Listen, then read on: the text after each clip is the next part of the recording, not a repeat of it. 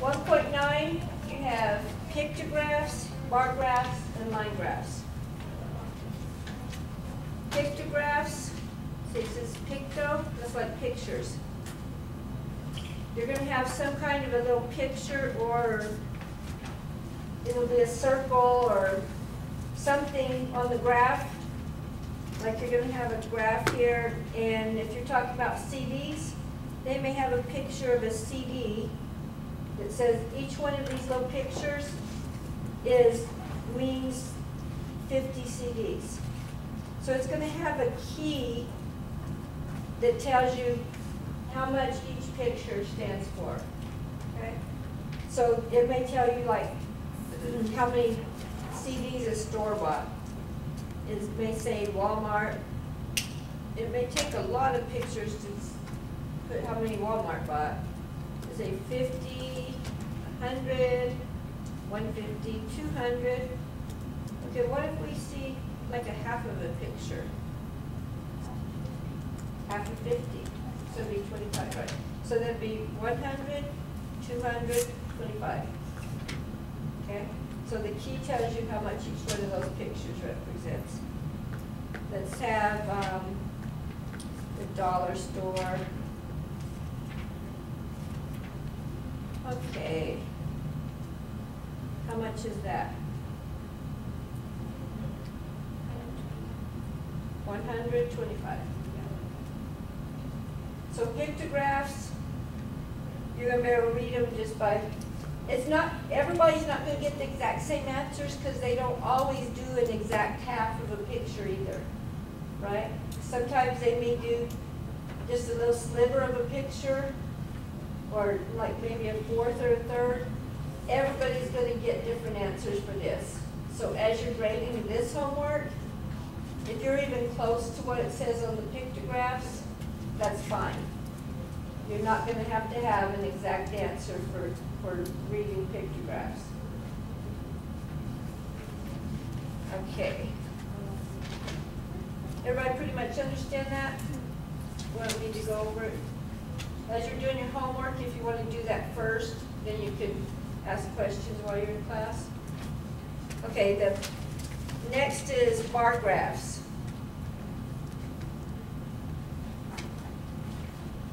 We have bar graphs and then later line graphs. Bars have bars. They may have bars that come up from the bottom, like that. That's a bar graph. They're always separated too. There's something called a histogram that's connected, but we don't do histograms, so make sure you don't connect them. The bars are all separated. Okay, they may be like that, and they may be sideways. Okay, this is called a horizontal, because they're going sideways like the horizon. This is a horizontal bar graph, and this is a vertical. You want to stay vertical. You stay upright. So if you have vertical bar graphs, you're usually going to have the name down here, the name of the person or place or whatever down here. Over here, you're going to have numbers. Numbers always start at 0. If these are really huge numbers and you had to skip some to get there, if you have to skip, there's going to be a little squiggle here. That's if you have to skip some numbers. Sometimes they want to skip numbers so there'll be a bigger difference up here. Because if these are all like between 200 and 250, if you didn't put a skip there, like we could say this is about 200, and this is 250. See, this from here to here looks like it's the same as like from there to there, which is only about 25. That's why we had to do a skip here. Because we jumped and all of a sudden it's 200, and then we started doing 25s.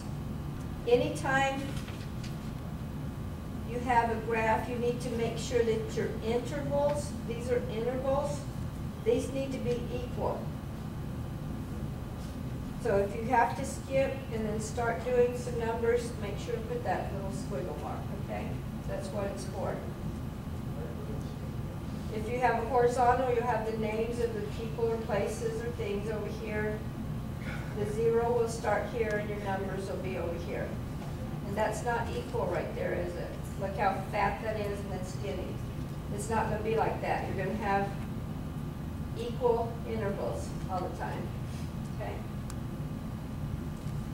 And these will not be exact answers either, will they? Because you could think, okay, this looks like it. Some people may say, okay, that's 250. Some people may say, no, this looks like it's a little closer than that is. So I think it's maybe 255 or 260. So when you read these, some people are going to get different numbers. I bet you out of 20 people will have at least 18 or 19 different answers because people read them differently, okay? So these don't have to be exact. The only way they could be exact is if somebody wrote the numbers above it, and then you would know. This is, say that's 190. So if they wrote it above it, then you would all have the same numbers, same answers. Okay, now we're going to go into, did anybody have some questions over bar graphs? You've pretty much seen them a lot in the newspapers and books, huh? Okay, line graphs. Somebody figure out what it is, turn it up. Okay, a line graph usually has to do with time.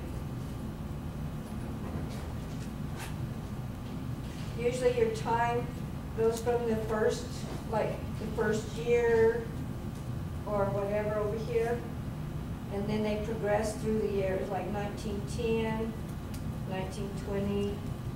These are usually equal intervals over here, or it just says the different years, whatever, so 1930. So your years are going to be over here, and the time, this is almost always your numbers, because it only makes sense to have smaller numbers, and then you see over time it goes up and down. So like 1900, I don't know, let's talk about income maybe. The average income. This is your title. All graphs have titles. Otherwise you wouldn't know what they're talking about, right? You got titles, and then what down here? You would say the years. You'd say what this is. That's titling what this is. This number here, okay, if this, we're talking about average incomes, you would say this is the income, and you could say in thousands if you want to just put like 5, 10, 15, 20 like that. Then you could just do those numbers, 5, 10, 15, 20, 25. That's going to get pretty high if we, 1930, I don't know. Yeah, that's probably high enough for that far back. Okay, let's make up a number. 1900, what do you think the average income was? Could have been less than 5,000 even, huh? Because back then, a penny bought a bunch of stuff. Let's say it's even maybe 2,500, about right there. That was the average income then. In 1910, let's come up with a number. 11? Okay, let's go 11,000. 1920? 17? And 1930? Huh? 24. Okay, so you see that over the years, see why it's called a line graph now? You put the dots above the years, and then you connect them with a line. Now, if you want this to look like it's not such a big difference, if they were all, if you had a line graph and let's say they were all up here. Maybe you were into advertising and you wanted it to look like this really wasn't such a big difference. This same graph that started maybe at 15 went to 20. If you wanted, maybe you wanted to do it where it looks like a huge difference. What you would do is you would skip a bunch of numbers, start at 15 here, go 16, 17, 18, 19, 20. This one would be right here. There's a 20. That may be 18 or 19. That's above 20. See how much bigger a difference that looks? If you put a squiggle, it makes the difference show better. So if you're selling something and you want it to show that it really makes a bigger impact, then sometimes graphs can be misleading to look like it really is a bigger difference than it is. Okay, so that's all the graphs, 1.9.